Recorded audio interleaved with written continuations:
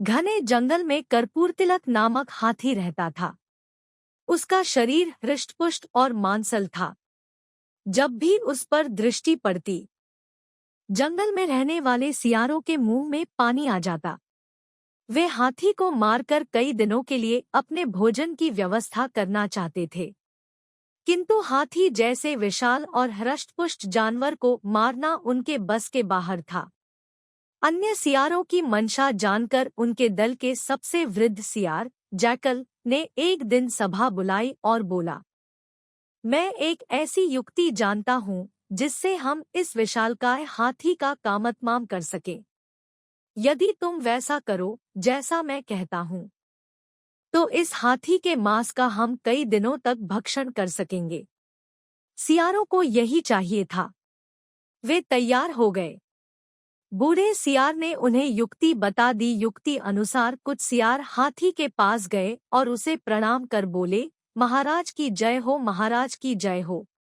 स्वयं के लिए महाराज का संबोधन सुनकर हाथी एलिफेंट चौंका और बोला, कौन हो तुम लोग? मेरे पास क्यों आए हो और मुझे महाराज क्यों संबोधित कर रहे हो? सियारों के दल में से एक सियार बोला, महाराज, हम सियार हैं, इसी वन में निवास करते हैं।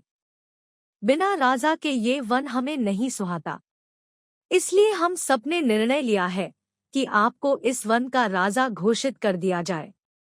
महाराज कृपा कर इस वन के राजा बनकर हमारा उपकार करें। हम सबने आज ही आपके राज्याभिषेक की व्यवस्था कर दी है। राज्याभिषेक का लग्न समय पर निकट है।